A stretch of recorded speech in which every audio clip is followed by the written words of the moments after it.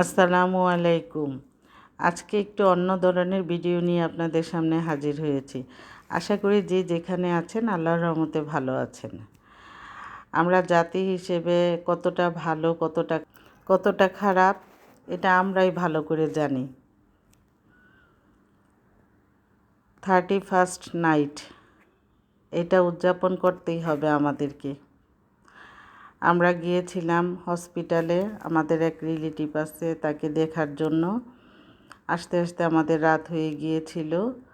তা আমি আমার হাব্বিকে বললাম যে এত লোকজন দেখা যাচ্ছে রাস্তায়, মাঠের মধ্যে, বাসায় ঢোকার আগে একটু রাউন্ড দাও, দেখি কেমন লোকজন 31st নাইট করতেছে।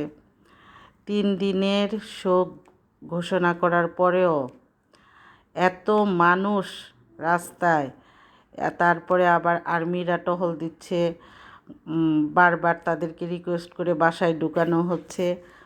কে শুনে কার কথা? আমাদেরকে 31st নাইট উদযাপন করতেই হবে।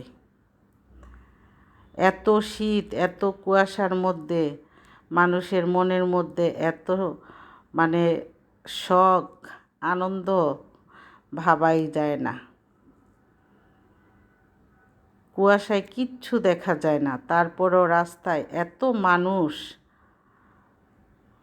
এই যে দেখেন, আর্মিরা এখানে তাদেরকে রিকোয়েস্ট করতেছে বাসায় ঢুকে যাওয়ার জন্য, যেন কোনো আতশবাজি না ফুটানো হয়, কোনো ফানুস না উড়ানো হয়। কেউ কথা শোনে না। আমরা সবাই রাজা, আমাদের রাজার রাজত্বে। এখানে কেউ কারো তোয়াক্কা করে না।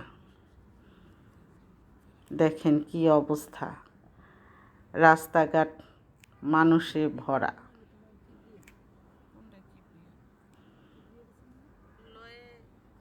তাদের শীতও আজকে কম লাগতেছে। অন্য সময় শীতে রাস্তায় বেরোলে কোনো মানুষই দেখা যায় না, মনে হয় যে রাত 9টায়, মনে হয় 1টা বেজে গেছে, এই অবস্থা। অথচ এখন বাজে রাত্র 12:30। দেখে বোঝা যায় না যে 12:30 বাজে, মনে হচ্ছে যে সন্ধ্যা রাত।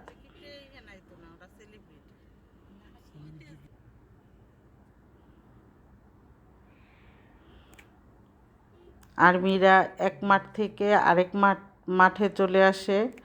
এই যে এইখানেও চলে আসছে। তাদেরকে বোঝানোর জন্য কোনোভাবেই বোঝানো যাচ্ছে না। এক মাঠ থেকে খালি করলে অন্য মাঠে যেয়ে হাজির হয়। আমি আমার হাব্বিকে বললাম, চলো অনেক দেখেছি, এখন আমরা বাসায় চলে যাই। আর কি আর দেখব এই জাতিকে?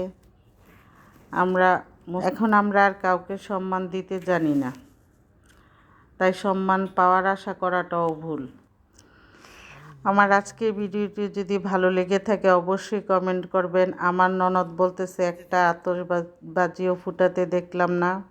সবাই ভালো থাকবেন। আল্লাহ হাফেজ।